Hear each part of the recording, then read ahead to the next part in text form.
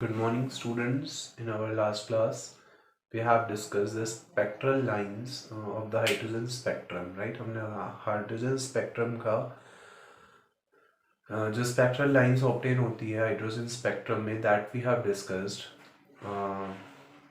Lyman Balmer Paschen Brackett और Pfund उन सब के लिए जो वेवलेंथ है उसके लिए हमने फॉर्मूला भी डिस्कस किया था और किस तरीके से किस केस में स्पेक्ट्रल लाइंस कौन सी मिलेंगी ये चीज़ भी हमने वहाँ पे डिस्कस की थी, राइट? वहाँ से उस पे बेस्ड कुछ numericals we are going to practice today here.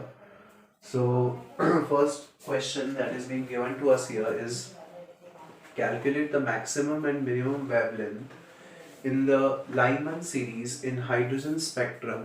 और R की वैल्यू जो आपको दी हुई है वो आपको यहाँ पे पुट करनी है, राइट? सो हमको निकालना है कि मैक्सिमम वेवलेंथ और मिनिमम वेवलेंथ कितनी पॉसिबल होगी लाइमन सीरीज के लिए हाइड्रोजन स्पेक्ट्रम में जब आर की वैल्यू जो गिवन है वो हो, राइट? सो इसके लिए हमारे पास सबसे पहले तो फॉर्मूला होता है. We know that we are having the formula 1 by lambda is equals to r into 1 by n1 square minus 1 by n2 square, right? Where this n1 and n2 is telling me about the energy levels of the electron that जो electrons है वो किस energy level में है उस energy level के बारे में हमको n1 n2 बताते हैं. सिंस यहाँ पे बात हो रही है लाइमन सीरीज की, तो चूंकि लाइमन सीरीज की बात हो रही है तो n1 जो हो जाएगा उसकी वैल्यू हो जाएगी 1. So that we will get 1 by lambda is equals to r 1 by n minus 1 by 1 minus 1 by n2 का स्क्वायर. आर की वैल्यू भी आपके पास है. सबसे पहले हम बात कर रहे हैं मैक्सिमम की, तो वेवलेंथ मैक्सिमम तब होगी जब इलेक्ट्रॉन लाइमन सीरीज तब हम बोलेंगे जब वो फर्स्ट वाले एनर्जी लेवल से किसी हायर एनर्जी लेवल में जाएगा, राइट? इस तरीके से एनर्जी लेवल्स हैं.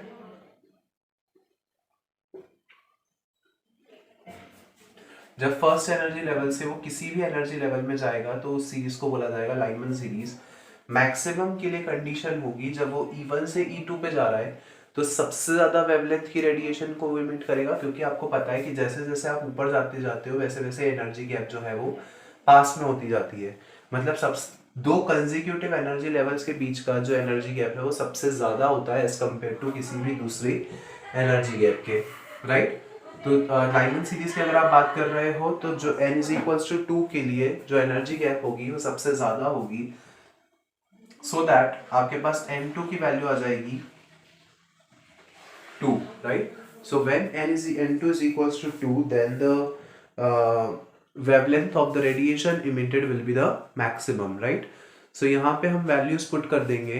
r की वैल्यू भी है, n2 की वैल्यू भी आ गई, सारी वैल्यूज पुट कर दें and we will get the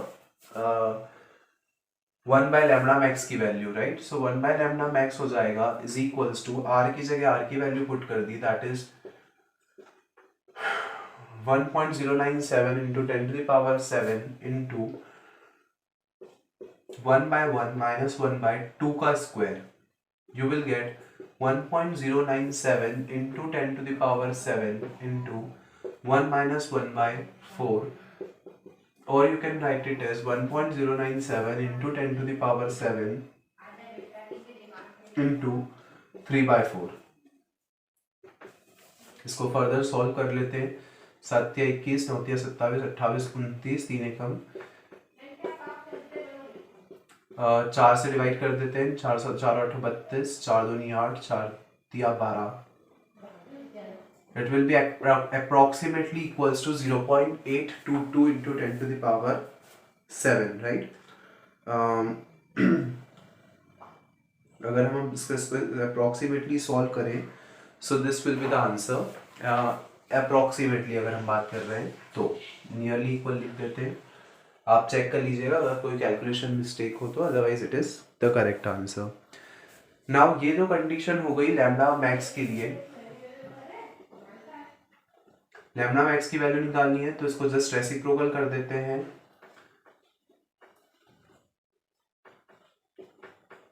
10 to the power -7 upon में 0.822. This will be the value of the radiation, yeah, this will be the wavelength of the radiation that is being emitted in this particular case.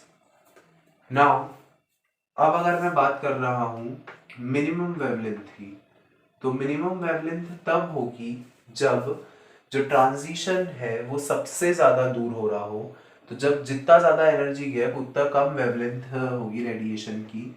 तो यहाँ से आपके पास N2 की value आ जाएगी infinity, मतलब कि ट्रांजिशन अगर फर्स्ट वाले एनर्जी लेवल से सबसे बाद वाले एनर्जी लेवल में हो रहा है, मतलब कि अगर N2 की वैल्यू इनफाइनाइट है तो उस केस में जो वेवलेंथ होगी वो मिनिमम होगी, right. So in that particular case N2 हमारे पास हो गया इनफाइनाइट। यहाँ पे आप इन्फिनिटी का square is basically infinity only, anything upon infinity is zero and 1 minus zero is zero itself, so that the answer would B this. तो जब आप मिनिमम की बात करेंगे तो this particular will be the answer,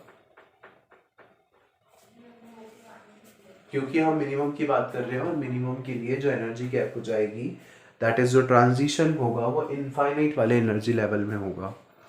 so this is quite an important numerical. इस chapter में से जो स्पेक्ट्रल बेस्ड न्यूमेरिकल्स हैं that can be asked. So now we are going to practice some more numericals also. Now one more numerical we are going to practice on the same pattern as we have discussed in earlier case also.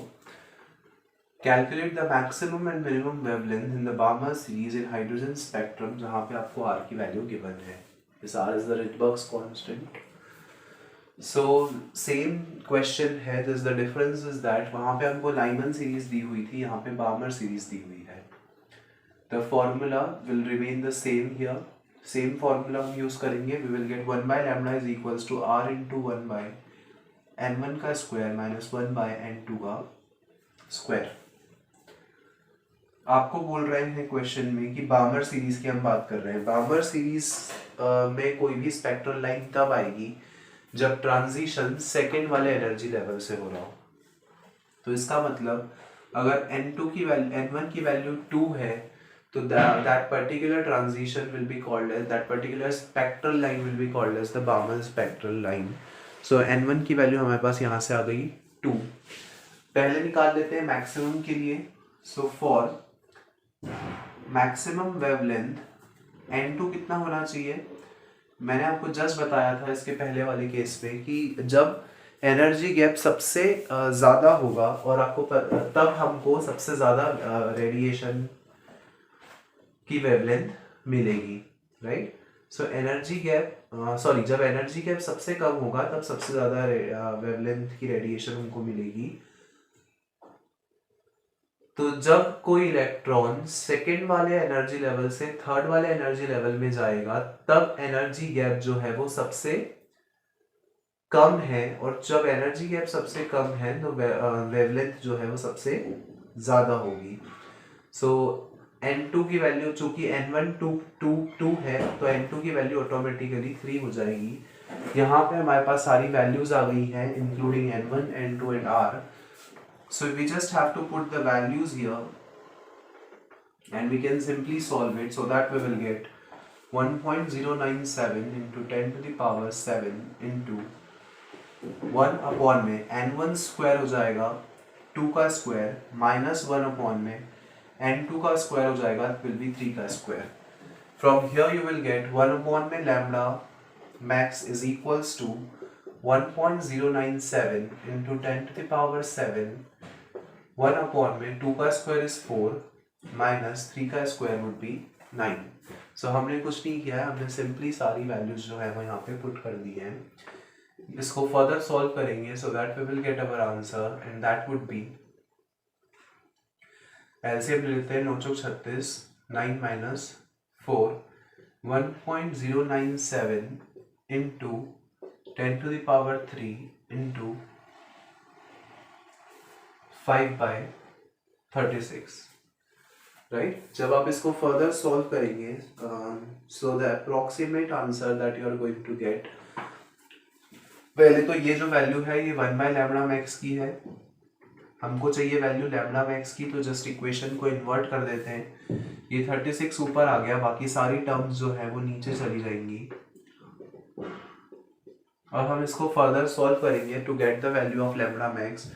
और just जब आप इसको सॉल्व करेंगे so you will get approximately 6563 into 10 to the power minus 10 meter. You know that 10 to the power minus 10 would be 10 to the power minus 10 जो हो जाएगा उसको मैं एंगस्ट्रॉम की टर्म्स में लिख सकता हूँ, so that final answer would be lambda max is equals to 6563 angstrom. So कुछ भी नहीं है, हमको सिर्फ लॉजिक्स क्लियर होने चाहिए, किस सीरीज में एन की वैल्यू क्या होगी वो पता होना चाहिए। जरूरी नहीं है कि आपको रिडबर्ग कांस्टेंट की वैल्यू क्वेश्चन में गिवन हो, अगर क्वेश्चन में गिवन नहीं है तो you should learn this value, आपको इस वैल्यू लर्न होनी चाहिए, right. So you just have to put all these values in the formula and then just solve it. That's all you have to do. ये हमने निकाल लिया maximum wavelength के लिए कंडीशन। सिमिलरली हमको मिनिमम के लिए भी निकालना है। तो जब हम मिनिमम की बात करेंगे तो मिनिमम के लिए हम ज़रूरी है कि जो ट्रांजिशन हो वो पर्टिकुलर वो n1 इज इक्वल्स टू 2 से लेकर कहाँ पे हो, इन्फिनिटी पे। तो जब ट्रांजिशन के लिए जब इलेक्ट्रॉन को एक एनर्जी लेवल से दूसरी एनर्जी लेवल तक जाने के लिए बहुत ज़्यादा एनर्जी की रिक्वायरमेंट होगी, मतलब उसको एक बहुत लंबा सफ़र तय करना है, तो उस केस में जो वेवलेंथ होगी वो कितनी होगी, minimum. So the difference would be only that कि यहाँ पे हमको मिनिमम वेवलेंथ तब मिलेगी जब n2 की वैल्यू हम इन्फिनिटी रख दें। So this will become infinity का स्क्वायर एंड 1/इन्फिनिटी का square would be this particular term will become 0 because 1/infinity is ultimately what, 0. So ये हो जाएगा हमारे पास यहाँ पे 1/4 minus 0 that is 1/4 only. ये हो गया 1/4. अब just invert कर देंगे इक्वेशन को so that we will get the value of lambda minimum. हमको लैम्डा मिनिमम की वैल्यू चाहिए जो कि लैम्डा मिनिमम डिनोमिनेटर में था उसको न्यूमरेटर में लाना पड़ेगा, और जब वो न्यूमरेटर में आएगा so our equation would become 4 upon में 1.097 into 10 to the power 3, और you will get lambda minimum is equals to 4 upon, इसको फर्दर सॉल्व कर लेंगे। When you will solve this further तो आपके पास जो अप्रोक्सीमेट आंसर होगा that would be 3646 into 10 to the power minus 10 metre. और आपको एक चीज पता है 10 to the power minus 10 is angstrom, so you can write it in the form of angstrom as well. So this will be the particular minimum wavelength that is possible in the case of hydrogen spectrum when we are talking about the Balmer series spectrum, right? So just based on this formula only you can solve the similar kind of questions as well. एक और question इसी pattern पे discuss कर लेते हैं, उसके बाद further numericals जो हैं वो दूसरे पैटर्न्स पे डिस्कस करेंगे। Now the next question is just the similar kind of question, the difference is only that अभी तक हमने बात की थी लाइमर सीरीज की, फिर हमने बात की थी बामर सीरीज की, राइट। लाइमर और बामर की हम लोग बात कर चुके हैं। In this particular case we are going to talk about the partial series, और जब आप पार्शियल सीरीज की बात करोगे तो आपके पास n1 की वैल्यू आ जाएगी 3, n2 की वैल्यू हमारे केस के अकॉर्डिंग चेंज हो जाएगी। तो हमारे पास n1 की वैल्यू है 3, आपको बेसिकली निकालना है मैक्सिमम वेवलेंथ और मिनिमम वेवलेंथ लैम्डा की किन कंडीशंस में होंगी, उसके लिए कंडीशंस आपको निकालनी है, राइट। सो हमारे पास कंडीशन हो जाएगी 1/लैम्डा max is equals to r into maximum wavelength की रेडिएशन की जब मैं बात कर रहा हूँ तो उसके लिए ज़रूरी है कि जो ट्रांजिशन है वो बिल्कुल पास में हो। तो थर्ड वाले से अगर कोई इलेक्ट्रॉन फोर्थ वाले एनर्जी लेवल में जा रहा है तो उस केस में जो वेवलेंथ होगी that would be the minimum wavelength, right. Sorry that the wavelength होगी जो that would be the maximum wavelength. तो यहाँ से हमारे पास फॉर्मूला आ जाएगा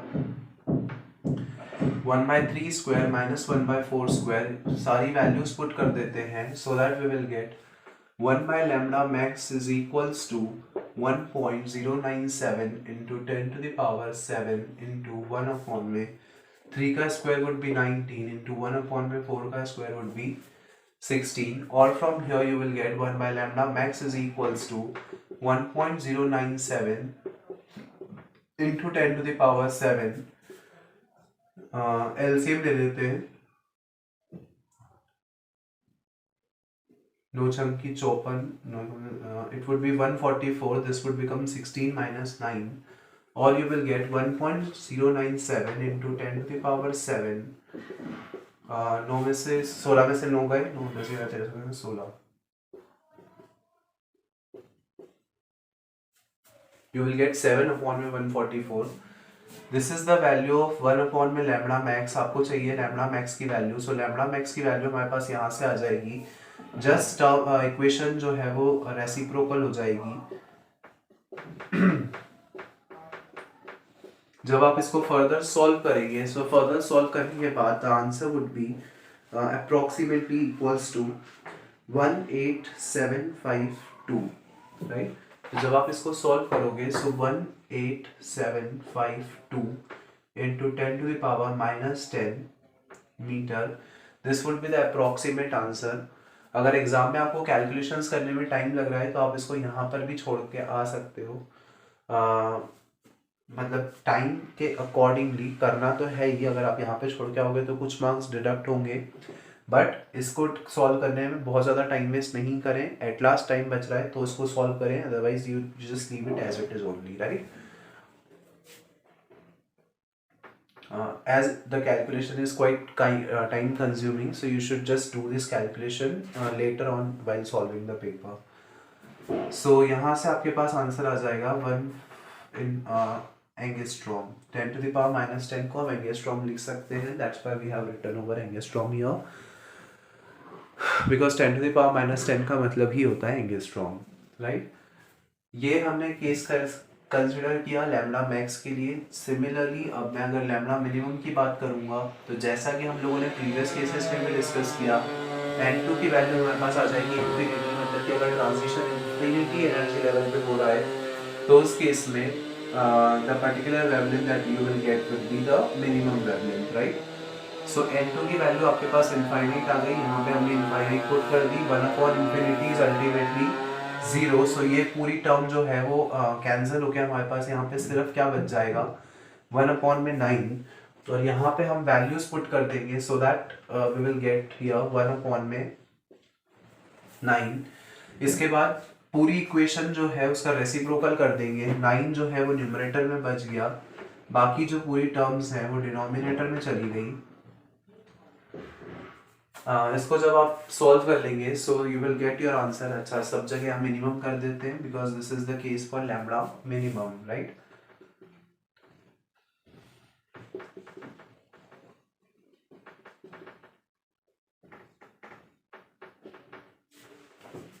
जब आप इसको फर्दर सॉल्व करेंगे so you will get the answer approximately equals to 8204 angstrom, right. The answer would be 8204 angstrom, this would be the final answer. तो this is the particular case जब आपको मिनिमम वेवलेंथ जो है वो इसके बराबर मिलेगी, दैट इज 8204 एंगस्ट्रॉम के बराबर। So these are the numericals that are based on the spectral lines of hydrogen atom. इस तरीके के न्यूमेरिकल्स जो हैं वो थोड़े से इंपॉर्टेंट होते हैं, so you should practice it well. सारे न्यूमेरिकल्स सेम कंसेप्ट्स पर बेस्ड हैं, बस द थिंग इज दैट कि आपको स्पेक्ट्रल लाइन का नंबर पता होना चाहिए और किस पर्टिकुलर केस में जो ट्रांजिशन है वो किस एनर्जी लेवल से किस एनर्जी लेवल तक होगा, ये चीज़ हमको पता होनी चाहिए, right. So there is one more question of the chapters being given to us here. The total energy of electron of hydrogen atom in the first excited state is minus 3.4 electron volt. एक electron की जो total energy दी है वो आपको दी हुई है, that is E is equals to minus 3.4 electron volt. आपको निकालनी है कि उसकी काइनेटिक एनर्जी कितनी होगी, ऑल्सो आपको निकालनी है कि उसकी पोटेंशियल एनर्जी कितनी होगी, right. So we have to find out the kinetic energy as well as the potential energy of the electron. आपको एक चीज़ पता है कि जो काइनेटिक एनर्जी होती है वो किसके बराबर होगी, माइनस ई के बराबर, राइट. सो यहाँ पे अगर आप ई की वैल्यू डायरेक्टली पुट कर देंगे so that you will get your answer, that would B 3.4 electron volt, right. So total kinetic energy आपके पास आ गई यहाँ से 3.4 इलेक्ट्रॉन वोल्ट ई सिंपली. और एक चीज़ और आपको पता है कि जो पोटेंशियल एनर्जी होती है वो ट्वाइस ऑफ टोटल एनर्जी के बराबर होती है. सो यहाँ से हमारे पास वैल्यू आ जाएगी 2 into minus of 3.4, that would be minus of 6.8 electron volt. So यहाँ से हमारे पास वैल्यू आ गई माइनस ऑफ 6.8 इलेक्ट्रॉन वोल्ट और काइनेटिक एनर्जी हो जाएगी 3.4 इलेक्ट्रॉन वोल्ट.